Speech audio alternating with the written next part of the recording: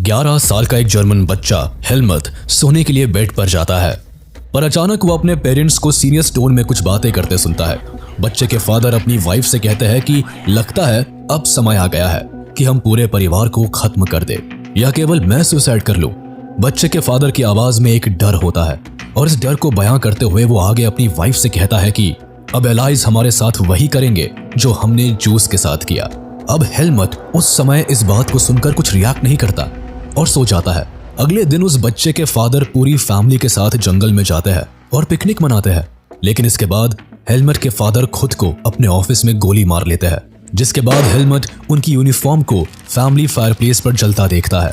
इस इंसिडेंट के बाद हेलमट को वही रात वाली बात याद आती है और वो इतना ज्यादा डर जाता है कि वो अगले 9 साल तक अपने घर पर खाना भी नहीं खाता, केवल इस डर से कि कहीं उसकी माँ उसे खाने में जहर ना दे दे। अभी हमने आपको जो स्टोरी सुनाई वो केवल एक स्टोरी नहीं बल्कि वर्ल्ड वॉर 2 के खत्म होने के बाद लोगों की मेंटालिटी थी। इस स्टोरी में हेलमट एक रैंडम जर्मन बॉय था जिसके फादर हिटलर के सपोर्टर थे, जो कि वर्ल्ड वॉर 2 हारने के बाद डरे हुए थे। ये डर उस समय केवल उनके अंदर नहीं था बल्कि हिटलर के हर सपोर्टर के अंदर था, जिन्होंने हिटलर के कारण युद्ध लड़ा। वो हारे और डर डर के जिए। ये हेलमट के फादर की तरह मारे गए। हिटलर न केवल उनकी मौत का कारण बल्कि करोड़ों लोगों की मौत का कारण रहा है।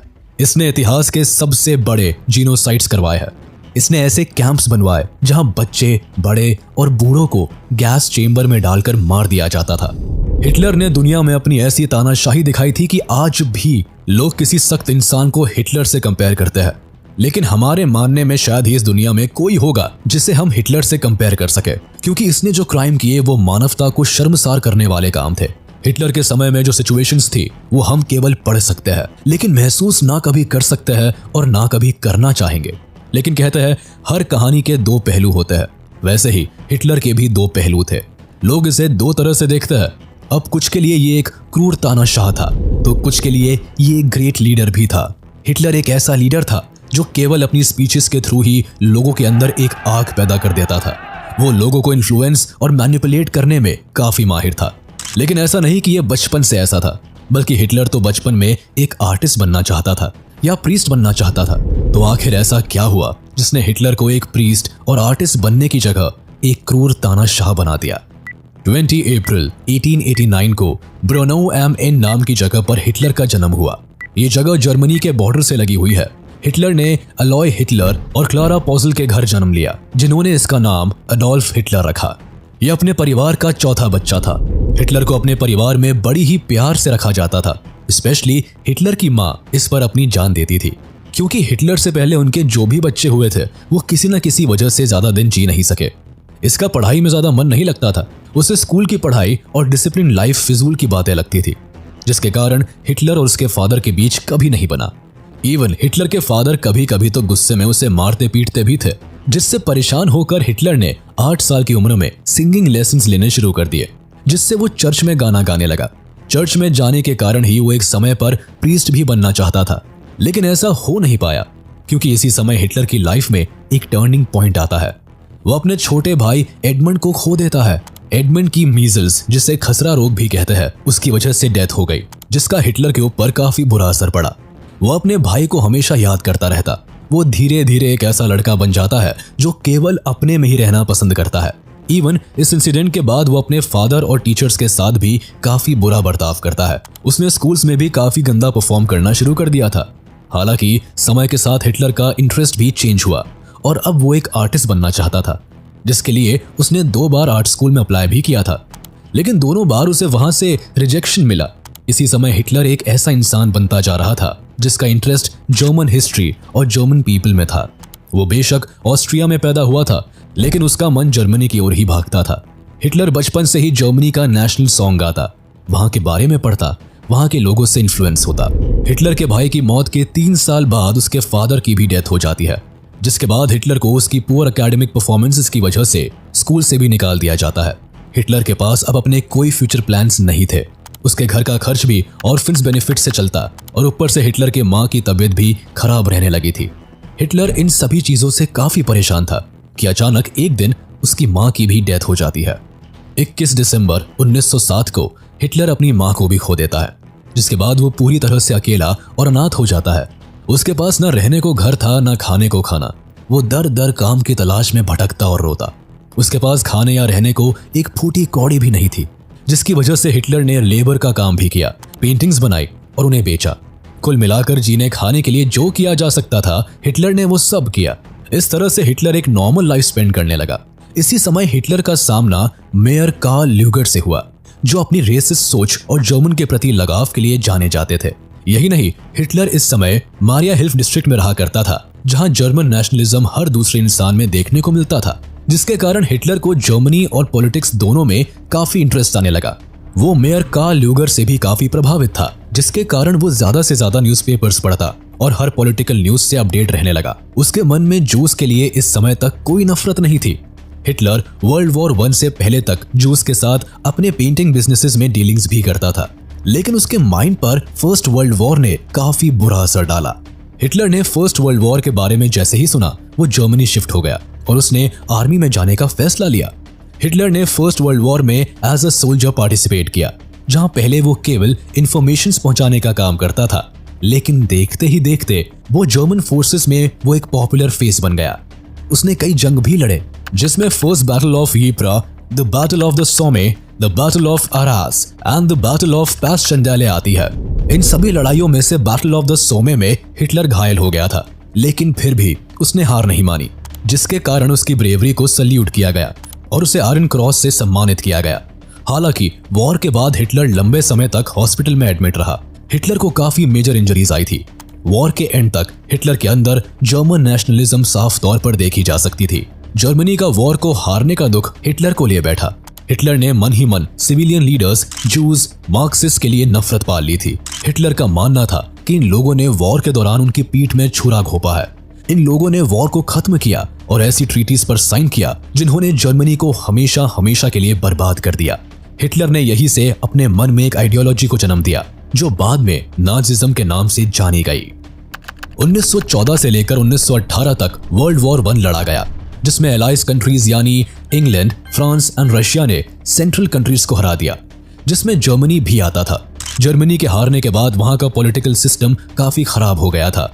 कोई भी सरकार वहां राज करने के लिए नहीं थी, जिसके कारण सभी पार्लियामेंट पार्टीज को जर्मनी में अपनी गवर्नमेंट बनाने का मौका मिल गया, जिसके लिए एक नई गवर्नमेंट को बनाने की बात सामने आने लगी।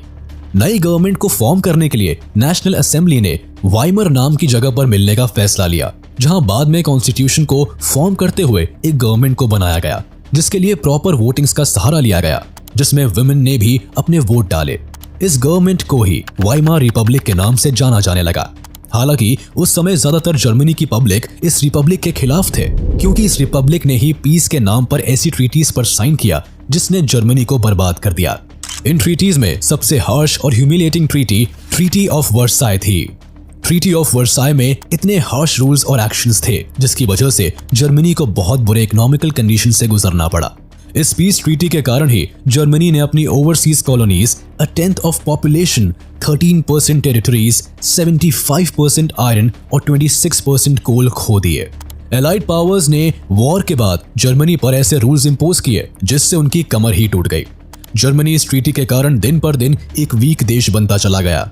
जर्मनी के जो भी रिसोर्सेज थे, वो सभी रिसोर्सेज एलाइज कंट्रीज ने छीन लिए, जिसके कारण जर्मनी के पास आगे बढ़ने के लिए ना पैसे थे ना कोई रिसोर्सेज। एलाइड पावर्स ने वॉर का कारण जर्मनी को बताते हुए उसके ऊपर वॉर डैमेजेस का सारा खर्चा भी थोप दिया। जर्मनी को वॉर गिल्ट माना गया और इसे करीब 6.6 बिलियन पाउंड्स देने के लिए मजबूर किया। अब आप अंदाजा लगा लीजिए कि उस समय में 6.6 बिलियन पाउंड्स कितना ज्यादा अमाउंट होगा। इसके अलावा जर्मनी को अपनी आर्मी पर भी कंट्रोल लगाना पड़ा। कई लोग जर्मनी के खराब हालत का जिम्मेदार वाइमर रिपब्लिक और इनके द्वारा साइन की गई ट्रीटी ऑफ वर्साले को भी मानते हैं, इंक्लूडिंग हिटलर। अब वाइमार रिपब्लिक का दिन पर दिन विरोध होने लगा। कंजर्वेटिव नेशनलिस्ट मिलकर सोशलिस्ट, कैथोलिक्स और डेमोक्रेट्स पर अटैक करने लगे, क्योंकि ये लोग वाइमार रिपब्लिक को सपोर्ट करते थे। इस समय नेशनलिस्ट ग्रुप ने वाइमार रिपब्लिक के लीडर्स और सपोर्टर्स को नवंबर क्रिमिनल्स का नाम दिया।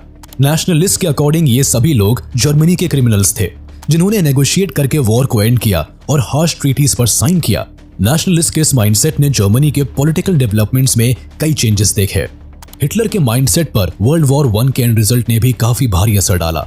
वॉर खत्म होने के बाद जर्मनी की आर्थिक स्थिति तो खराब थी ही, लेकिन इसका असर लोगों की सोच पर भी पड़ा।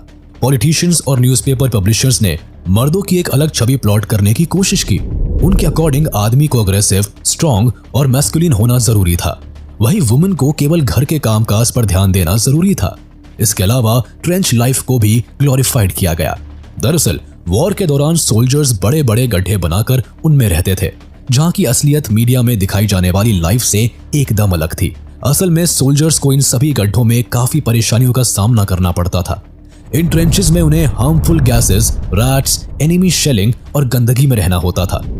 इसके अलावा उस समय वॉर प्रोपेगेंडा और नेशनल ऑनर का दौर भी देखा गया, जिसने पब्लिक को डिक्टेटरशिप की ओर ढकेल दिया। माइंडसेट के अलावा पॉलिटिकल चेंजेस भी देखे गए। वैसे वाइमार रिपब्लिक के खिलाफ ग्रुप्स फॉर्म्स होने लगे, जिसमें स्पार्टसिस्ट लीग एक ऐसा रेवोल्यूशनरी ग्रुप था जो रशिया के बोल्शेविक रेवोल्यूशन से काफी इन्फ्लुएंस था। लोग सोवियत स्टाइल गवर्नेंस अपने देश में भी चाहते थे, जिसके लिए दिन पर दिन प्रोटेस्ट होने शुरू हो गए। अब वाइमार रिपब्लिक ने इन सभी प्रोटेस्ट को शांत कराने के लिए एक मीटिंग की, जिसके बाद उन्होंने फ्री कॉर्प्स का सहारा लिया। फ्री कॉर्प्स वॉर वेटरन्स और जॉबलेस लोगों का वो ग्रुप था जो गवर्नमेंट के लिए काम करता था, लेकिन इनसे भी प्रोटेस्ट पर ज्यादा फर्क नहीं पड़ा। इवन कुछ समय बाद स्पार्टसिस्ट ग्रुप ने कम्युनिस्ट पार्टी ऑफ जर्मनी बनाई, जिसने लगातार वाइमार रिपब्लिक का विरोध किया। जर्मनी की हालत काफी खस्ता होती नजर आ रही थी। लोगों के पास खाने तक के पैसे नहीं थे, पर उन्हें अपनी वॉर की भरपाई भी करनी थी। जर्मनी के गोल्ड रिजर्व्स भी वॉर ने खाली कर दिए थे, जिस कारण इन्होंने एलाइज कंट्रीज को पैसा देने से मना कर दिया। जिसके बाद फ्रांस ने जर्मनी का लीडिंग इंडस्ट्रियल एरिया रोर पर कब्जा कर लिया। रोर में दुनिया का सबसे ज्यादा कोल पाया जाता है। इसके बाद जर्मनी ने अपनी बुरी सिचुएशन को ठीक करने के लिए पैसा छापना शुरू कर दिया। पैसे छापने की वजह से देश में नोट्स तो भर गए, लेकिन इनकी वैल्यू गिर गई। अब एक मुट्ठी नोट से एक ब्रेड खरीद पाना भी मुश्किल होने लगा। महंगाई इतनी बढ़ गई कि वहां एक नए शब्द का जन्म हुआ, जिसका नाम था हाइपर इन्फ्लेशन, जिसका मतलब होता है कि महंगाई का हद पार कर जाना। इस वक्त अमेरिका ने जर्मनी की तरफ मदद का हाथ बढ़ाया, लेकिन फिर अमेरिका में आए भयानक ग्रेट डिप्रेशन की वजह से अब अमेरिका भी पीछे हट गया। द ग्रेट डिप्रेशन के बाद अमेरिका ने जर्मनी को सपोर्ट देना भी बंद कर दिया, जिससे जर्मनी को एक साथ दो झटके लगे। एक यूएसए के फाइनेंशियल एड न आने से, दूसरा दुनिया भर में इकोनॉमिक क्राइसिस के आने से जर्मनी की हालत और बिगड़ती चली गई। 1932 तक इंडस्ट्रियल प्रोडक्शन 40% तक कम हो गया, जिससे करीब 6 मिलियन लोग उस समय जर्मनी में अनएम्प्लॉयड घूम रहे थे। लोगों ने सड़क पर नारे लगाने शुरू कर दिए। जर्मनी की हालत इतनी खराब हो गई थी कि लोगों का सरकार से विश्वास भी डगमगाने लगा था। लोग सरकार के खिलाफ नारे लगाने लगे। सरकार की खस्ता हालत देख हिटलर ने इस मौके का फायदा उठाया। हिटलर इस समय सत्ता में आया। यहाँ से हिटलर और नाजिज्म ने जर्मनी में अपनी अलग पहचान बनाई, और यही से शुरू हुई हिटलर का नो वन से जर्मनी का अडोल्फ हिटलर द डिक्टेटर बनने का सफर।